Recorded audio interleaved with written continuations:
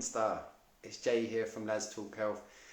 As always, sending nothing but a fat dose of loving love to everybody out there and kindness. And I know everyone's had a fantastic day because you're here now and you've got through another day. Madara, hello, lovely Madara. Always an absolute pleasure to see you join. I know you've had a fantastic day. Well done for yesterday. What a great day you had yesterday. There's my lovely mate, Harry Thomas. Let's get you on, mate.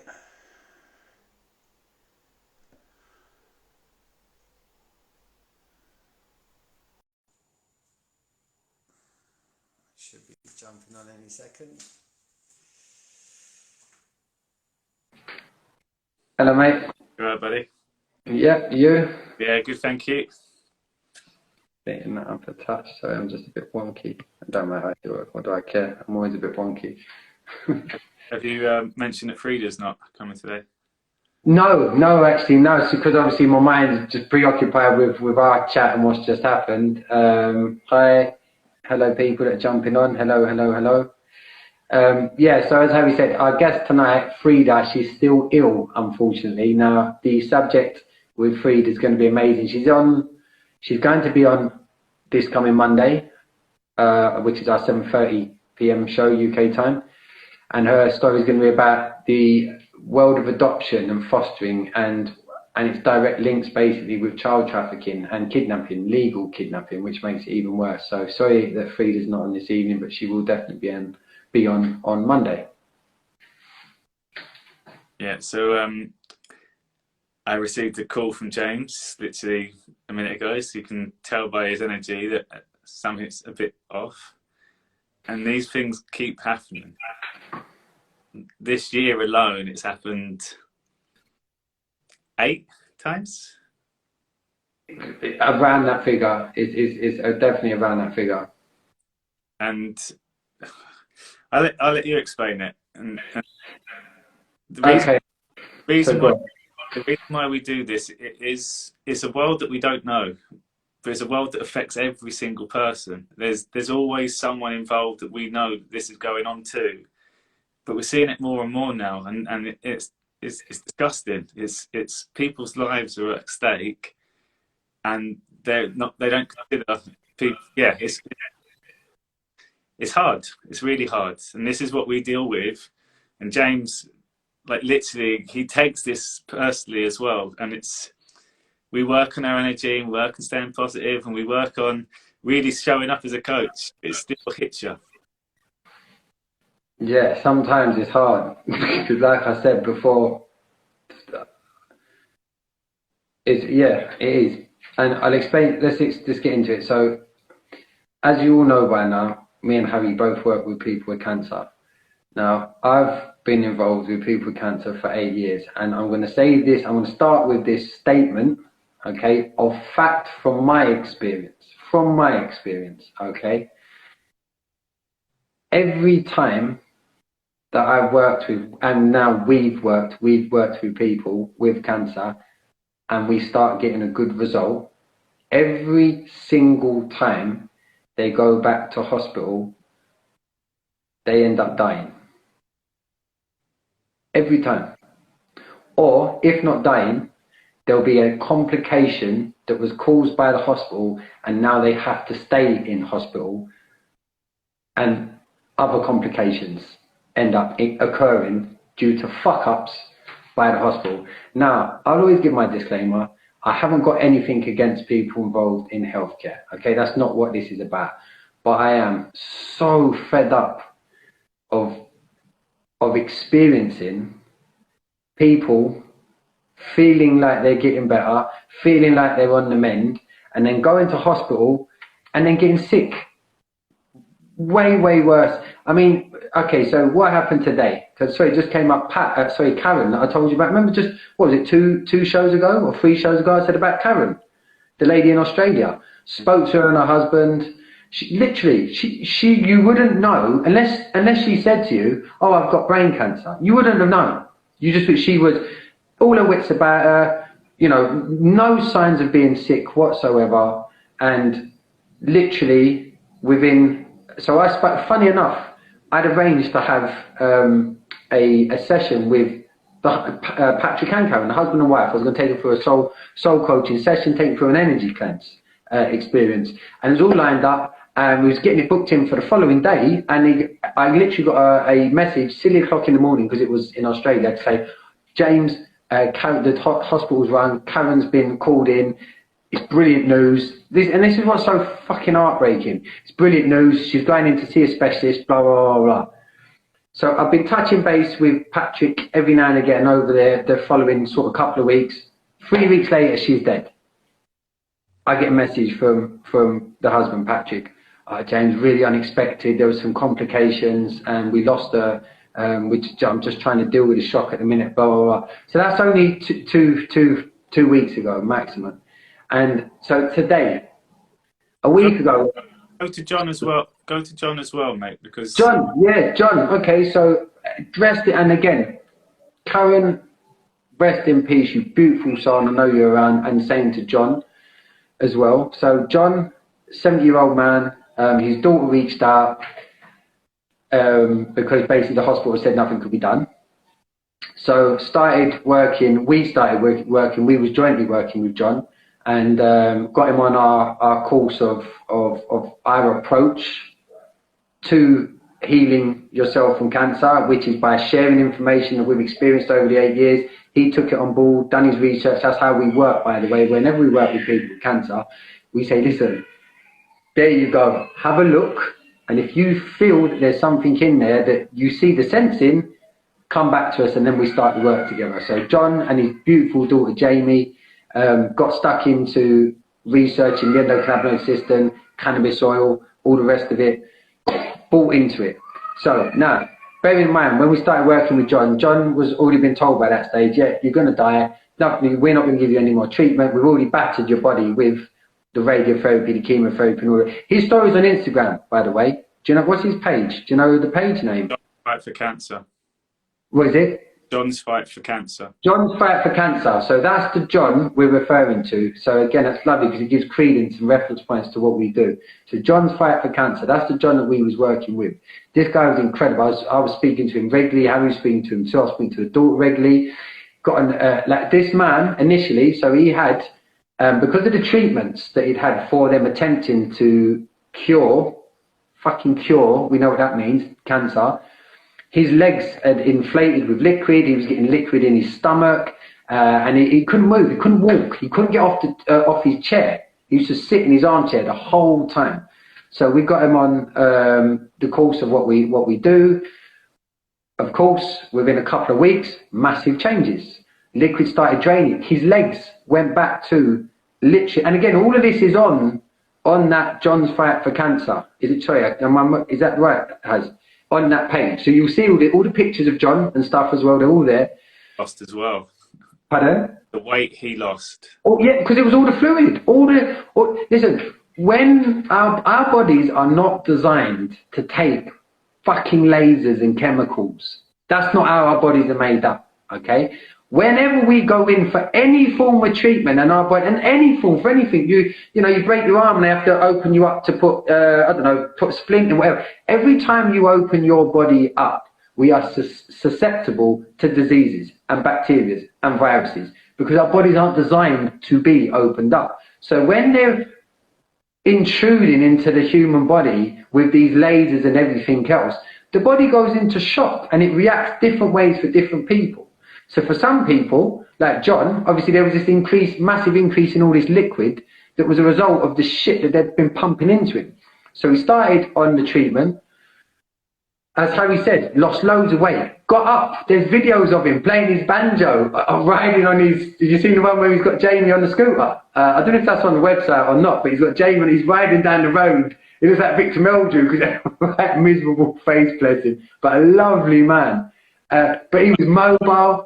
And also Jamie's reaction as well, like, I've got my dad back. Like, the messages she used to send, them voice messages, used to make our day of, oh my God, I can't believe he just saved his life. So this guy, John, everything he'd been told about, you're going to die, blah, blah, blah, he dismissed because he started feeling it and feeling improvement and seeing improvements in himself. He lost all the liquid out his legs, went.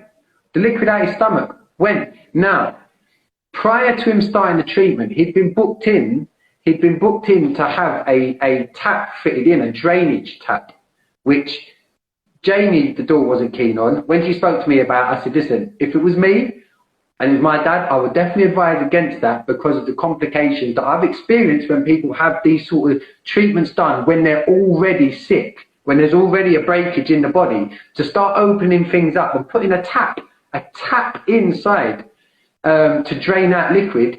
Again, our bodies ain't designed to be a fucking beer keg. That's not how it works. And people might say, oh, you ain't trained in this and you don't know. Yes, I fucking do. Yes, I do. And I've done my research. You do yours. You do yours. Because I'm telling you, our bodies are not designed to have anything sticking out of them. That's not how it works. You're always going to cause some sort of issue.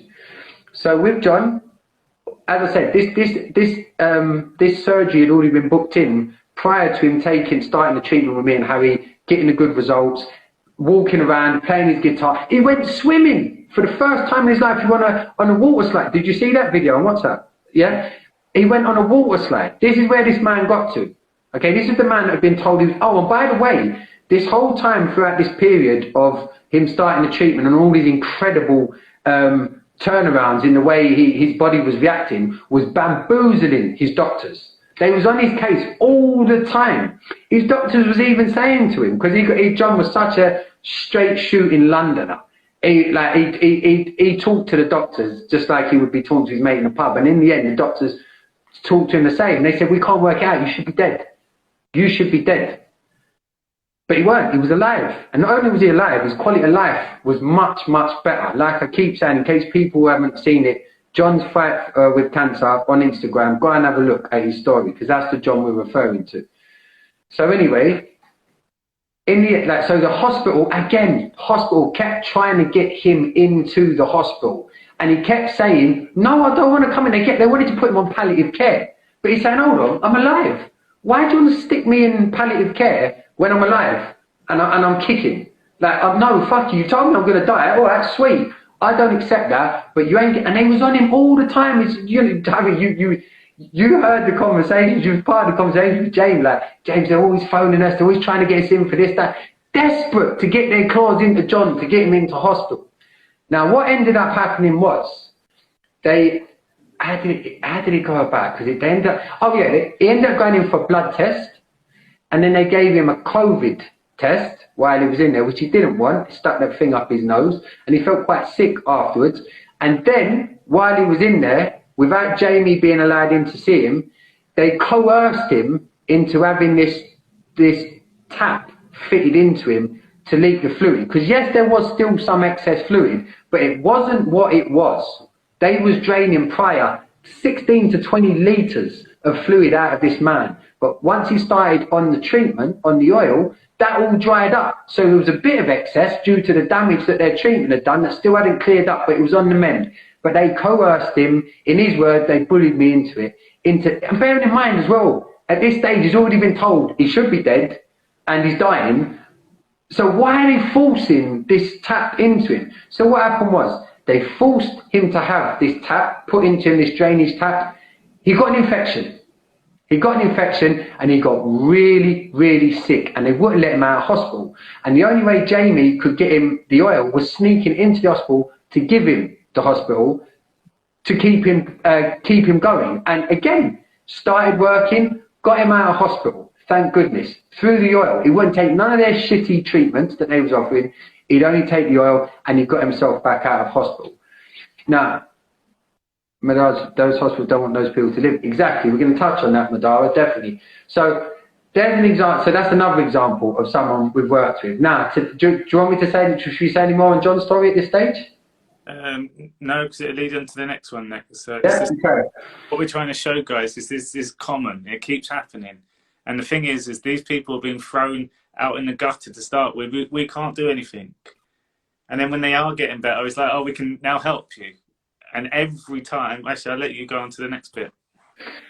Yeah, no, you're bang on there, mate. So last week I got a phone call from an amazing lady in Scotland. Her mum, out of the blue, only in her 60s, excuse me. She was feeling a bit sick, went to hospital, got diagnosed with cancer.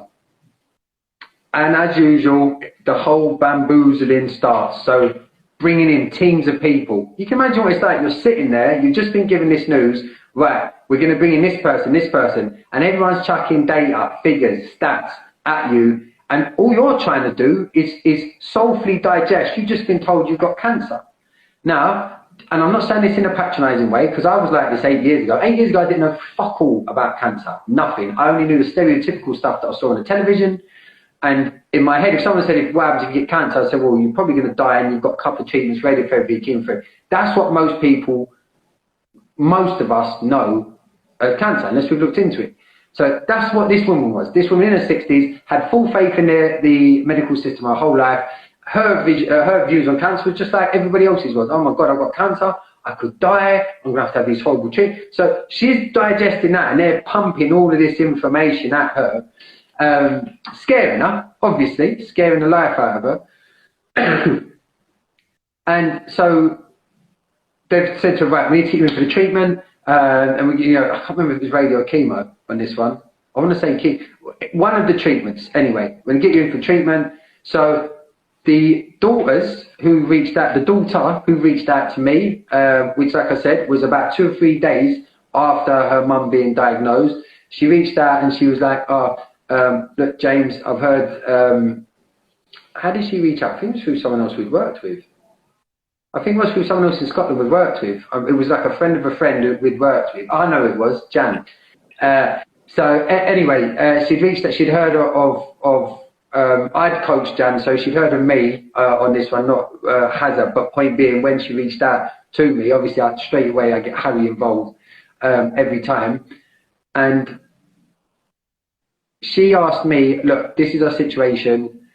What would you advise at this stage? So I said, well, first and foremost is try and keep her away from the hospital for a bit, because when you're in hospital, for most of us, we're in a place where we immediately go into submissive mode, because they're the doctors, they know better than me, they've labelled me, they've told me what I need to do. No one's telling me that they're going to heal me either. So you're stuck in that fear, fight or flight mode, which does absolutely no good to your body anyway.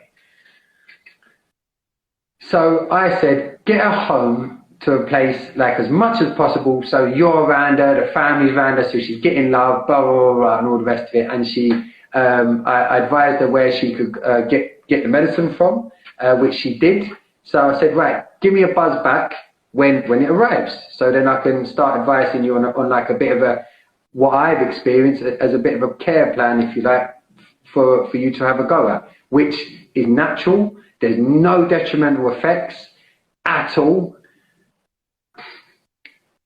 I got a call today.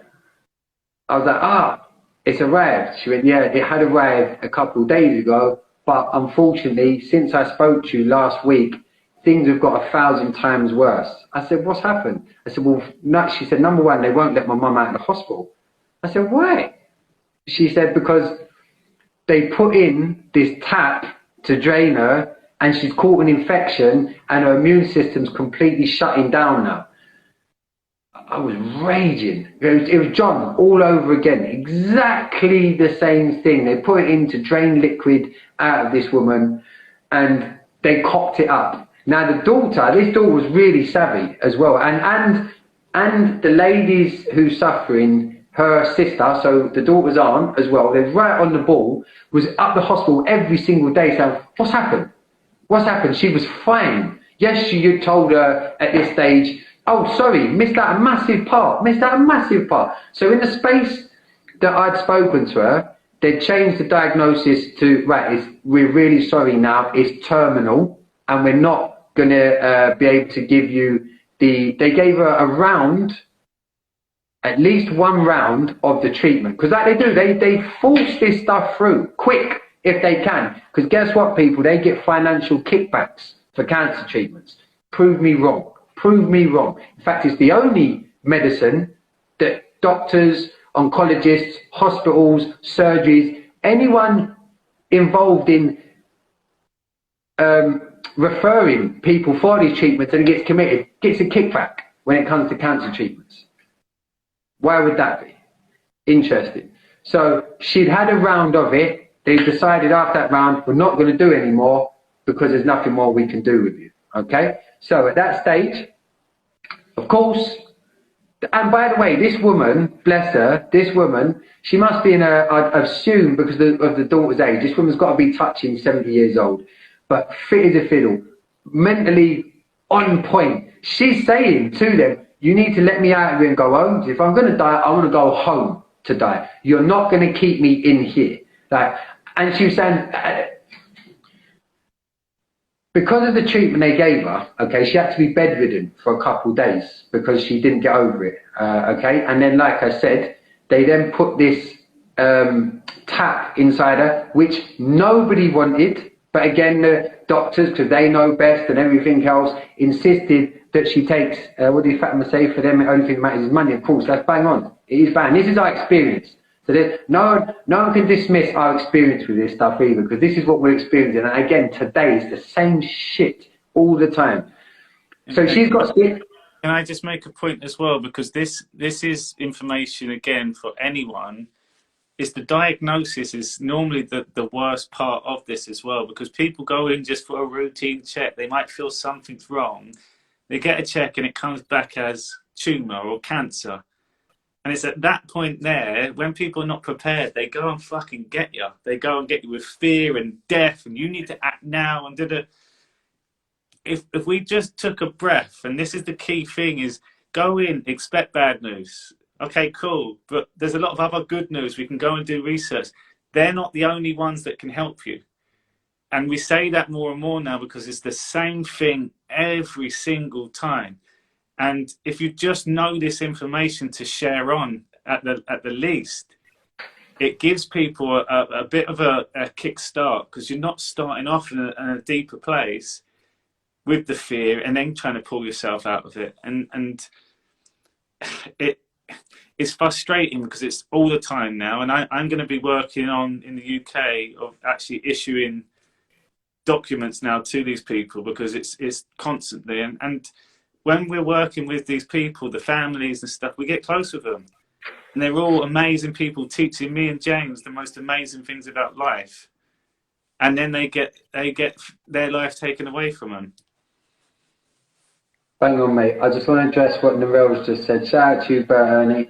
I wish I had met you guys last year before my journey started. I had heard of others curing them. We're going to change that word, Narelle, healing their own cancer. But I didn't know enough and was too scared.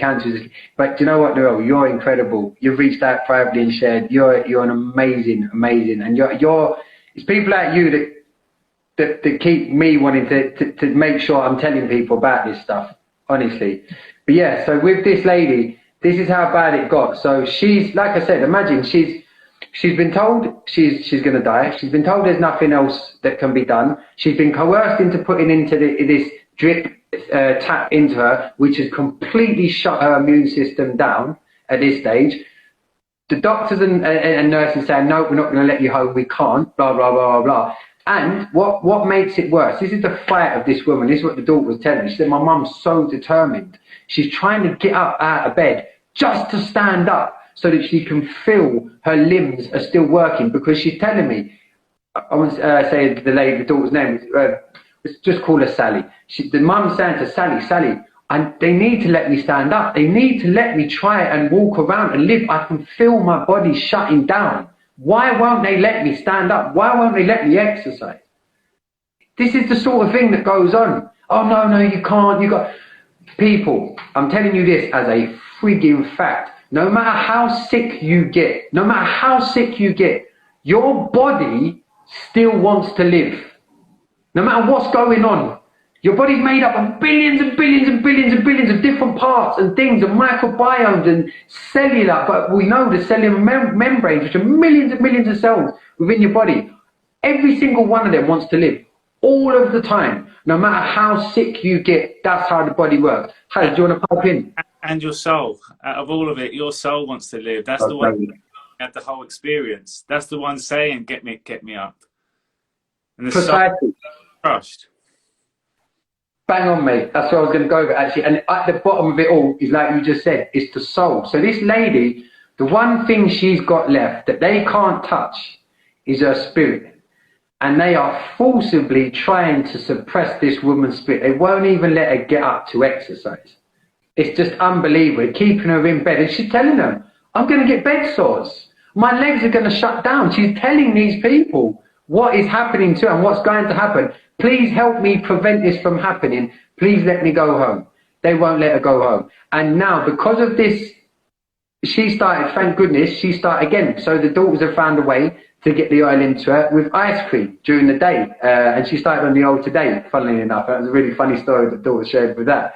But, and again, this is the thing, within this shit, the souls that are involved in it are shining lights, and there's still room for joy and humour, which I just find so humblingly incredible. But my point is that's two people we've just given you the same thing. Both of them, definitely. John, on the mend, walking about, all the rest of it, ready to live his life, going swimming, going down water slide, saying to the doctor, no, you told me I'm going to die, leave me alone. Kept on him. In the end, they killed him. That's my opinion. That's the opinion of his daughter. They killed him. That's what killed him in the end. Then this lady today. Then Scottish Joe, another Scot actually. Shout out to you, Joe, 70 years old. Yeah, 70 years old. This one. So this man already had cancer once. Used RSO oil. For those who don't know that is, you can private message us to find out more information. Used RSO to cure him. What the heck did I just say? To heal himself of cancer. Done that once. Already done that in his journey. Okay? Unfortunately, what's this? Sorry, I don't have the time to watch you live tonight. Oh, thank you very much. Especially common law info. Yeah, we're going to do some more on that stuff. Yeah, so unfortunately, that's what happened. Sorry, I missed it because that knocked me off a bit there. So this guy healed himself of cancer. But what happened was, because the doctors and the nurses couldn't work out what had happened, they said to him, please make sure you come up for your PSA count, which is when you go up every month where they do a test to see your blood levels and how much cancer is in your blood.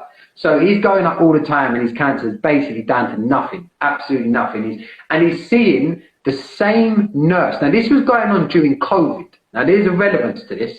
So he was going up for 6 months. Go on, mate, do you want to say something? I'll do it. Carry on. He was going up to the hospital for 6 months. Okay, I think it was once every 2 weeks. He was going up for 2 different tests, but one of them was the PSA count. And he saw the same nurse, he said, every single time. Now, he built a relationship with this nurse. He built a relationship. He'd go up there. Joe, he's such a lovely, jovial, just a beautiful man, Joe. Anyone would get on with Joe. So he used to have a bit of banter about, and he said, James, every time I went to see her, she would try and get me to take the COVID vaccine. And I kept saying, no, I don't do vaccines. I never have done vaccines. I'm not anti-vax, but I've just never done them. I'm feeling good right now. Why? I've just beat cancer. Why would I take a vaccine? So anyway, this is going on. And he said, James, in the end, she sort of just got me to a point where I just agreed to it. So in the end, he went and on my children, if any of this, there's no, why would I say this? If, there's no reason for me to share this. So what I'm about to tell you is, as incredible as it sounds, this actually happened. So in the end, one of the times he went up there, she said, oh, you can have the COVID vaccine. And he was like, oh, go on then, let's have the COVID vaccine. So he had the vaccination on a Monday. Wednesday, he started feeling really, really sick. And he said, James, I felt like the cancer was back. He said it was just weird. I didn't understand what was going on. So he got so sick that his partner had to take him up back to the hospital. Went in, done a PSA count, cancer spiked all of a sudden in his blood. He was talking to the nurse that had been there the whole time. Obviously, I don't know if she was assigned to him or what, but was there on the day. And he said, like, what's going on? He said, like, all I've had is the vaccine and my cancer's like come back or spiked. My PSA spiked and I feel really sick. And she said, well, actually, that is one of the potential side effects of the vaccine. It's in, like, you know, it is in the small print. And he was like, why didn't you tell me? And she's like, well, we just don't expect that to happen. Like, it's such a minute chance. But it has happened. That's happened. I had that vaccine, and now my cancer spiked. So now, bless him, he's on that journey again, having to go down that same route again that he did before to try and heal himself from the cancer. That's a true story. So that's someone else this year. Who else has been this year? Daisy. Daisy. This is a 15-year-old girl. 15-year-old girl. Imagine this, your daughter, your child, 15 years old. First and foremost, misdiagnosed for the best part of a year. Although the mum was saying, shout out to mums, motherly instinct always says, you know better than anyone. If you've got a feeling, mum, go with it. No matter what your husband tells you, no matter what the doctor tells you, you've got an inkling to something's not wrong with your child. I'm telling you that the connection between mothers and their children is something, what from my experience, that is more powerful than anything I've ever seen in my life. So this mum knew, if I've heard of this happening, why didn't she give informed consent? Good freaking point. And we should touch on that after Happy Herbal as well, because none of us are getting this consent. Look what they're doing to the kids now. So Daisy, 15 years old, mum knew something's wrong. Like the doctor, no, it's, you know, girls who are going through puberty often get lumps develop in certain areas. Don't worry about it.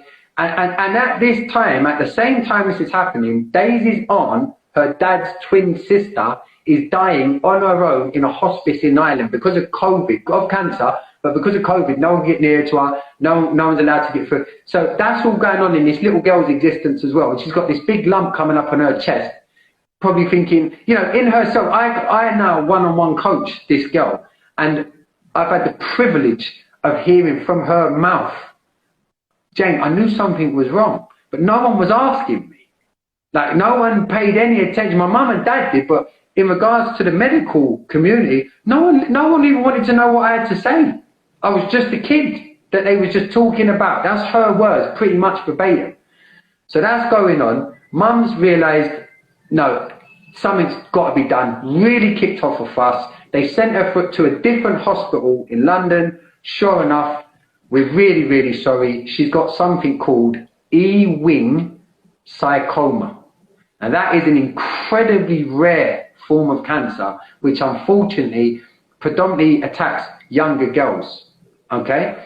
Now, so now this family's been hit with this 15-year-old goes in, and again, same thing. And the Daisy story is on it, Let's Talk Health, isn't it? So I'm not going to all the details, but it was the same thing. And again, this time, hearing it from a child's perspective, she said, James, I'd be sitting there on the bed, and I would just feel so scared because all these people would just be talking over me and just talking about me. And I know something's seriously wrong from what they're saying, but no one's talking to me about it or even asking me how I'm feeling. I might get the odd pat on the shoulder, which in her, even in her young age, she knew how patronizing that little squeeze. Don't worry. What do you mean, don't worry? You've just been standing here for the best part of an hour talking all this stuff about me and about what's going to happen to me. So anyway, turns out, again, there's so much more to this story. Turns out they'd misdiagnosed her again.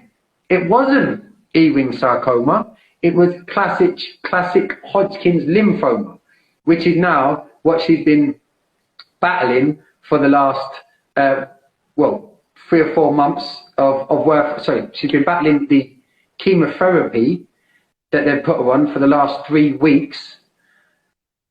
Chemotherapy that she didn't want to do, okay? And the only reason, and again, just to go back on her story very quickly, she started on a natural treatment. Guess what happened?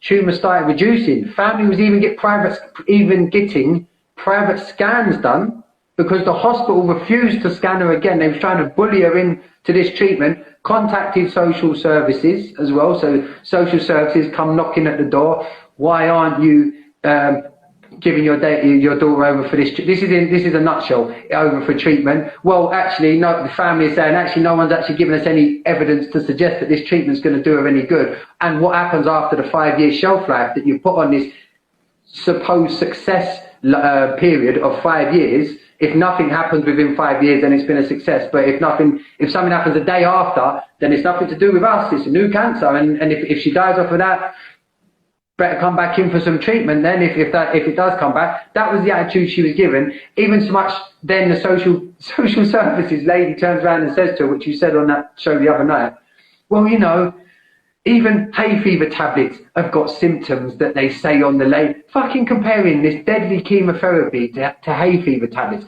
A social services worker. Since when did she become a cancer expert? Nothing to do with it. And in the end, they ended up, to finish up this story, hospital social services teamed up, contacted the courts to try and obtain the original copy of the birth certificate, watch our common law video. At that point, unfortunately, and this is what's scary about the UK, as a parent, you're pretty fucked. Because they can then pull the negligence card and take your child off you and force them to have this treatment anyway. So this, under duress and fear of losing their daughter, this family ended up taking this beautiful young, incredibly young girl, done a session with her last night as well, by the way, after our talk, held her breath for 3 minutes, 3 minutes 20 seconds on an exhalation. This is after 3 weeks worth of chemo. And this is the work I emphasize people look into, the breath work and the stuff we do with that, because again, learning to breathe, trust me, can save your life. Learning to breathe properly can save your life, and that's not an exaggeration. This girl, through 3 weeks of this intense chemo, has not had one negative side effect. And again, because I spoke to the dad on Monday, I told you about this anyway, didn't I? So basically, I'm saying, what are the doctors saying? And he's saying, they almost feel a bit like I get an air of disdain, the fact that she's not suffering from any symptoms. All they keep saying, well, we can't work it out, we don't understand why. It's not like, oh, this is amazing. It's something's not right, almost. This isn't what should be happening. Again, this is currently going on. This isn't someone who we're referring to. This is someone I'm working with right now. And that's what's happening to that family. Being bullied into having to give over their little girl to treatment that she didn't want to have.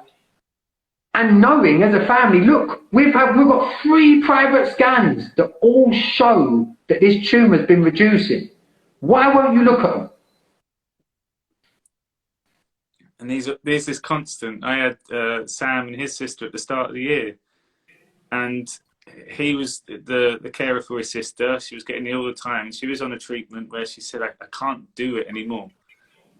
And they knew something was up.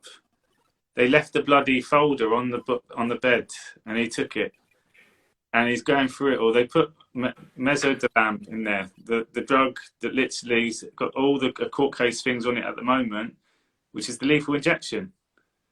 They put that in her treatment, and she felt the difference of it, and he's convinced that they killed her. But he's got the book with all the different notes, and he said my conversations with him versus what their notes was on the days did not match up.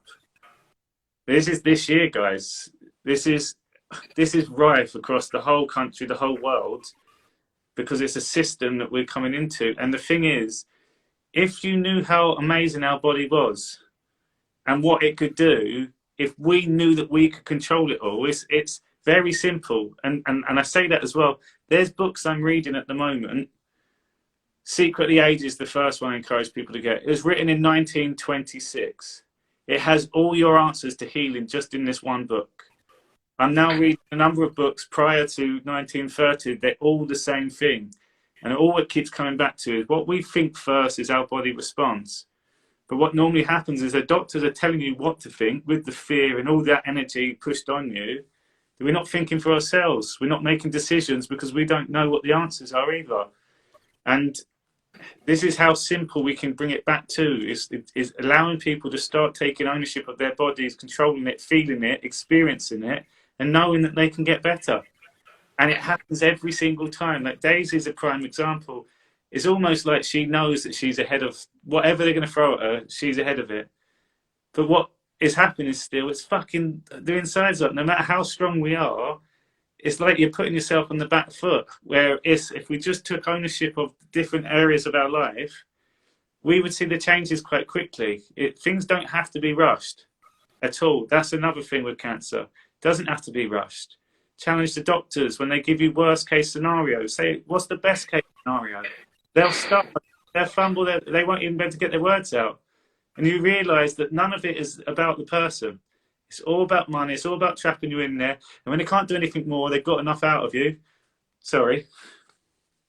That's it. Bang on. And just to give another example, Harry, this is someone who's watching. Shout out to you, Ali Mitchell. Gone on for years. My late auntie, not that close, had terminal cancer, but chemo made her feel so ill, she decided to travel the world. Keen on photography, published books, lived 38 years later. Shout out to your late auntie. But this is what I'm saying. This is, I just don't want to miss anyone else's in case anyone, and what Harry just said, by the way, as well, it starts, and this is something I didn't know 8 years ago. When I started working with cancer, it was all around the oil, and it was just like, oh, wow, this oil's done now. It's not the oil solely that fixes, because there's that word I just said, soul. It starts from your soul, your inner spirit. You have to want to take back control of your body, because what happens when you get labelled with cancer, all of a sudden, it gets ripped away from you.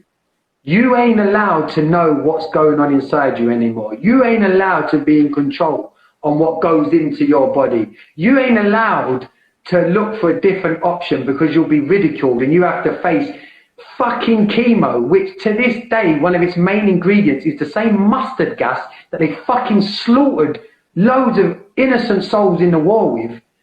You have to sit there and take that. It's your soul. When you make that decision, you know what? Especially when you've been told, well, actually, we've blasted you with everything we could have done, and now you're on your own. It's at that point when you say, do you know what? Well, in fact, we've experienced two types of souls. The soul that submits to the ego and accepts that label. They're a doctor, they know best. I'm going to go and die now and start my affairs. And then there's the ones that say, do you know what? Fuck you, ego. I know you're there, but I ain't taking any notice of you. The doctors now, they're out of my life because they've told me there's nothing else they can do for me. So what can I do for me at this point? What little small steps can I start taking? Step number one, I want to do things that make me happy. That's a good starting place, because guess what? When you're happy, your body reacts to being happy. It works more efficiently. You produce chemicals, endorphins, serotonin, dopamine, chemicals that naturally go, woo, where can I help? While you're enjoying yourself, let me give you an MOT. That is where it starts from. You have to take back control of something you've always got control of. Your fucking now, your presence. So you're not going to worry about what's going on. You've been cancer anymore. That's all gone. You've been told you're going to die. So, oof, okay. Well, I'm here now. What can I do now, in my now, and start from here? Take one small step towards my happiness, to what I want to do. And that is, for me, where true healing starts. My opinion, I've said this to you, this might be controversial. I don't believe there's anything as a healer. We're not healers. You can share information with someone to empower them to have a choice to start taking steps. But true healing starts from the person's spirit, from that inherent wanting to live. Yeah, bang on, mate. And again, just listen to this then. You get two options, right? The person each time is receiving it. So it's the person. You have one option. We're going to pour this poison down you that everyone knows is poison. Well, you've got this other one. The reason why we survive from this poison, because our body is so fucking amazing that it wants to win and it wants to live. So it can handle all this poison going through them up to live. And what we're seeing is that most people living now, they don't want to live. They're going through life half-hearted. Oh, I'm too tired. I'm too busy. Oh, it's too tough. That doesn't happen when you're dying. Like, I want to live. I'm appreciating every little bit. I'm saying I love you to every single person. I'm literally giving gratitude, because that's what matters. So if we literally zoomed out, and this is the way that we should live our life, we should learn from the human beings. We should learn from every one of our brothers and sisters, because we're here. Let's go to all the people that are dying and let's say, okay, what do we need to do? They'll tell you the answers. Me and James won't need to. I need to protect my energy. I need to eat better. I need to feed myself with good, positive people. I need to hug people. I need to just enjoy my life, do creativity, have meditation. They'll tell you. So why do we have to wait until we get to that point to do it all when we could do it now? And every day becomes exciting. I get to do that even more. And then we could do it from this position. Let's go back that way to the kids. Literally, soul beings running around. They don't care if they upset anyone. They're just in the moment every single time. There's no ego at all. Why don't we learn that way too? And then when we're here, we can be our inner child and we can learn from the wisdom. And then we literally, every single day we'll be happy. We just don't know how to be happy. We literally don't know how to do it. Bang on, mate. And you just said something there which is so imperatively important, because it's interesting. And this was a big validation for me. From my experience, the ones that we've seen the best results with are the ones that have gone back to the inner child. They've gone back to basics. What makes me happy? What makes me feel nice? What do I want to do? What do I like doing? As a child, all you want to do is what you want to do. I've got a 10-year-old and a 3-year-old, which are classic examples of that. And yeah, they throw tantrums when they don't want to get to do what they want to do. Now, working with adults that go back to those basics of owning their innocence, because it's a beautiful word, innocence, because we are still innocent. Our souls are innocent. Your soul can never be guilty of anything. Your ego, definitely. Your soul, no. Your soul is the epitome of innocence, just like it was when you was a child. It's ageless. That stays with you. And you know, because when you feel guilty of stuff from your soul, that's the innocence. That's the yin and the yang. That's your antithesis of everything you get in life. There's a positive and there's a negative. Working with a 15-year-old girl, she's still living her innocence. So the power, she's not having to tap back into anything. She's just in her fucking now telling me about, James, when I get older, I'm going to do this and I'm going to do this. And I might write a book about this journey. She's already started writing a journey that we're going through with the coaching. Like, it's incredible. It's absolutely incredible. And, oh man, do you know what? It's made me feel really good. The one thing tonight that's made me feel really good is Daisy. But it's knowing, I'm telling you people, as a truth, I'm becoming more and more childlike in my ways now, across the board. Why? Because I realize the importance of making sure I keep that inner child in me alive. And that's my place that I'm going to go to for a gauge or judgment. Because guess what? That inner James, that small little boy James, he's still that same innocent boy that will tell you, big silly bollocks up here, what you doing? Like, and let me know with them feelings of guilt. I tap into that now to help me prevent from getting sick. And I'm being dead serious. My biggest teacher, and I tell that to my wife and to my kids, laughter, happiness, joy. You can choose to be these things. You can choose to experience these things. These things will prevent you from getting sick. And if you want to get scientific and nerdy and you want reference points, we always talk about, go look at Dr. Christian Northrup. Go look at the works of Professor, God rest his soul, Wayne Dyer. Listen to the works of Eckhart Tolle. Look at... Sorry, go on, mate. Joe Dispenza, Bruce Lipton, Zach Bush. They all tell you the same things. And just search epigenetics. It's the gene expression. Even it's in the family. I must have it because my grandparents got it. That's bullshit. It's a myth. 5% of our genes are hereditary. But what is hereditary is the lifestyle and the environment and the thoughts that we take on from the family. But whatever someone says, oh, it's in the family, that's a myth. And it's been proven time and time again. I can send all the different studies for it. Only 5%, they reckon. So that means 95% of our gene expression, we can change. We're not told that. If we can change it, then we change this. And quite quickly over time, it's a program. We have to live that life program. Not a one-time meditation, oh, I didn't feel anything. That's not how it works. Like, we've got to live life every day and do the things that actually help. 100%, mate. Someone's just put, Queenie, I'm glad you added it after, but happiness is the key to wealth. Happiness is health. That's what it is, and that's your wealth. That's your wealth. Your health is your wealth. You can't take anything other. Nothing comes with you out this realm. Nothing materialistic. From what my experience is with death now, and after experiencing death firsthand with a gentleman thousands of miles across the pond to where I live, coming to see me in my dream the night he died, which changed my life forever. Yeah, I'm telling you this, your happiness is your wealth and it is your health. Do the things that you know inherently are right. Be kind.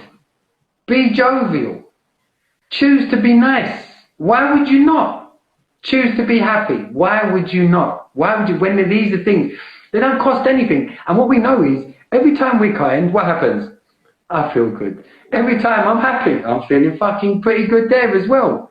It's a no-brainer. It really is. We get so caught up on thinking that we're so clever, we're so societally clever and everything, and we're so egotistically driven by comparing ourselves to everything, because most human beings, myself included, thankfully not anymore, we live lives of comparison, egotistical comparisons. Your whole life, you're gauging at people that are better than you and people that ain't as good as you, in your opinion, and you put yourself in this little bubble of, well, I'm not going to be them, but I'm better than them, so I'm all right here. That's how most people live their life, and that is social media. That's exactly what I just described to you there. Social media. That's what it is. What a hypocrite we're using social media right now. But the point is, sorry, go on, mate. The same comment, I had a lady that was stressing and go, I shouldn't complain too much. People got it worse than me. So she said that to stop her wanting what she actually wanted out of life, because actually I shouldn't really be complaining. No, you should want what you want. It doesn't matter about anyone else. And when you've got what you want, you can help everyone else to get what they want too. Bang on, mate. I love this. Let's just put, where's that comment? Rudolf Steiner is what, yeah, amazing. She just put about, oh, I've lost the comment. She just put about, she went, conquered her fear of going ape swinging or something. But this is it. This is, how good does it feel when you take that step and you beat your ego? Because it's the only thing that ever holds you back in your life is your ego. On anything. Yeah. Sorry, go on. And when other people like tell you to do things, it's your ego that holds on to that as the truth. 100%. Self-limiting beliefs are created by your ego. What's this comment? Let's have a look. I totally agree. Since a few years of trauma and sadness, I've been getting illness, so I know exactly what you're talking about. So presently, I've been making myself happy. Do you know what as well? The beautiful thing is, you don't even have to make yourself happy. You just be happy. Because your soul is happy. I'll just show you what is. Guys, if you just quickly close your eyes for me. Again, let go of the ego. God, what's going to do? Just close your eyes. I just want you to think of a loved one smiling, laughing, an overwhelming amount of joy. Now look at me. In that one instant, there was a chemical change that took place in your body. Fact. That's present moment. That's how simple it is. Not easy. That's how simple it is to come back to present moment. Now, every time. Every time. And that now thing, understand, we say this all the time, but it's a truth. And it's a truth. This is the beautiful thing. To be the best, all your life, we unfortunately, egotistically, want to be the best person in the world. Who's the best person in the world? Well, how about fucking you are? You're the best you that could ever be. You're the only you that could ever be. So you get to choose to be the best version of yourself whenever you want. And whenever you want is now. Because the only thing you ever have control of, ever, and full control, is your present moment. And you've all heard it. Oh, live in the now. Oh, cheesy hippie stuff. No, you fucking idiot. Live in the now. And that's me talking to myself. No disrespect to anyone else out there, by the way. Live in your now. James, get the mirror up. What have you... Silly, listen, I'll throw it all at it. I told you this, Harry. It's just how egotistical we can be. And I'll give you an example from me. So, was I 39 or 40? So I'm 40 now. Yeah, it was in my 39th year. I finally gave way to the fact that I was losing my hair. My hairline was going, I had this silly bit of long hair for ages that I'd be pushing this way and I'd be pushing that way and I'd be trying to fight and telling myself, James, you're not going bald. No, I'm losing my fucking hair. What a donut. Silly little example. But do you know what? Since I shaved my hair off, I haven't got to punch around negatively looking at myself every morning being, oh my God, did I push it that way? Pushing negativity on myself through vanity, egotistical vanity, fucking liberating, shave my hair off, yeah, my hair's going. I feel alright about that, because you know what? It's actually a privilege to get old. Someone told me that who I respect dearly and is scared shitless of. My wife. When she dropped that bomb on me about my hair, it hit home. I was like, my God, what an egotistical twat. Silly example, but that's what we do as humans. We don't appreciate the fact that we're just here, that we've got a body that functions, that I've got a head that, all right, my wife would tell you it don't work all the time, but a lot of the time it does work. So it's appreciating what you've got and knowing, actually, no, he's right. I'm the only me that ever was, is, will be. I can be the best version of me whenever I want, and nobody can tell you you can't. That is your inherent right. Mm-hmm. Another thing to worry about other people. Imagine if we were all blind. It would literally be based on your feelings anyway. So that feeling starts with inside. It's the truth. It's the truth. And I just, another prison story, sorry, but I've got to. So when I was in prison, I just want to give you an example of how lovely we are as human beings. Even them rough, ragged people in prison. Now, obviously there are, don't get me wrong, there's horrible people that have done horrible things in prison. I'm going to give you an example. So I was doing my personal training qualification. Thank you, my dear.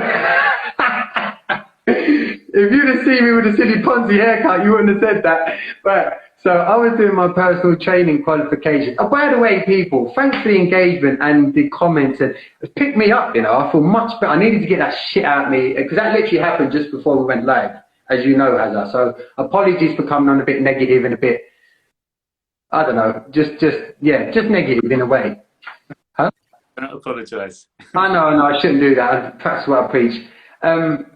But when I was in prison, so I was doing my personal training qualifications with some real hard, tough, big, brutey guys. So I was not that guy in prison. I was just the guy that got on with things, got on with people, and done what I needed to do to get out of prison. But big, brutey guys. And then one day, they brought in this class of special needs people, and it was just, I'll never forget it. It was just I just saw these big, scary men that most of the time would be looking to maybe chief someone or get into a fight or just sort of affirm on the daddy around it. Just fucking melt into the, and what it was this undying, and I've been fortunate enough to work in the social care sector for years, so I've worked with many people with special needs. And what we think they're lacking speech, they're lacking. These people are abundantly blessed with loving energy, which just shines out from it. And I've watched about 40 of the hardest blokes I've ever met in my life turn to soft babies that were just in awe of these people. And what it was their energy. It was their love. It was all they wanted to do was, there was no judgment. There was no, I've come to prison and you're a prisoner. It was just, they wanted to interact. They wanted to engage. They wanted to try and talk. They wanted to cuddle. It was amazing. But that's my point. That is what keeps us alive. It's that. It's those emotions. It's those moments that stereotypically for blokes will pull away from if someone's looking or someone's around. You're self-persecuting your existence with your fucking ego, which does absolutely nothing for you other than put you in a box of self-compartmentalization where this is your box and you can't be anything more than that. That's you. Don't try and be anything more because I'm going to trick you into thinking that you're going to fail. Well, guess what? Think about any time you've taken that brave step. Classic example. This must resonate with some people. The highball at the swimming pool. All your mates have done it. You get there, you're shitting yourself. You get to the edge and you jump and you do the most. You hit the water. What do you do? I'm doing that again. It's because you've beaten something. You've realised, hold on, I'm more than my fear. How incredible is that? How incredible am I? I'm more than my fear. Fear, false evidence appearing real. Boom. Great. I'm just going to get water, mate. You do you. I'll be back. I've got to shoot to my next one in a minute, mate. So it'll be a sign out. But guys, this Oh, is lovely. Sorry, I hope to sign up. if you look at though the topic, cancer. Oh my God, cancer! It's cancerous and it's the worst thing ever. Look how it's turned out. This is what happens with our clients when we just talk to them as human beings, not as cancer victims, not as people dying, just as another soulful being. We don't treat them any differently. So I want to encourage you now, like we always say, you've got your role to play. They're no different to anyone else. In fact, you're mostly more ill than them. We've got all these other things going inside internally. So the first thing we need to do is treat them as anyone else, but pay attention to your energy, because sometimes we feel guilty or we don't know how to treat it, we don't know how to approach it because we're scared. Pay attention to your energy first. Come from that place of good question and then turn up as that person. The second one, hugs. Every time you hug someone now, with the intention, I'm giving some energy over. Doesn't need words, just give a hug. And I tell you, you'll feel just as good as what they feel it. And the third one, what I'm going to ask tonight is 1 in 2 people at the moment. Getting like this all the time. We all know someone. We're not saying that we can heal or cure. We're not giving any of that. But I can tell you what we can do is give someone that massive bit of positive energy and giving that person that platform to go, I am here. And I really want to encourage, please do share this out to people. Please connect us. We literally give phone calls to everyone. Like, there's no charging. Obviously, we make money from doing this as well. This is coaching. We don't treat people any differently either. But what people get out of it, what the family get out of it, the understanding, the education, the new friendship. And again, it's our role to play. So Let's Talk Health is a multifaceted platform. And it only works when we've got people like you guys coming on to watch as well. And yeah, I'm loving the last few weeks. It's been amazing. And there's a movement happening. And it all starts like here. Beautiful, mate. I'm going to keep mine short. I just want to walk off. That was amazing. I just want to say thank you, actually. I want to say thanks to you as always, because you heard what I was like before we went live. I was fucking fuming. Absolutely. And you know what? Back to that conversation we had about, can your soul be justifiably angry? Yes, it fucking can. Because for me, if anger's being used for good, and this, I might be totally wrong, but I'm going to stand on this for my truth tonight. That anger, it needed to get cleared out. It got cleared out. I feel so much better. And like how you said, I just want to say, I'm genuinely so humbled by the responses we're getting for people, the people that have been reaching out privately. Yeah, you're really lighting up my life. I know that at the moment. So thank you very much. Hazza, amazing. Honestly, love to everybody out there. And we're back. Oh, Mike Bromley on Sunday, 5 p.m. Yeah? 5 o'clock. Take care, people. Evening.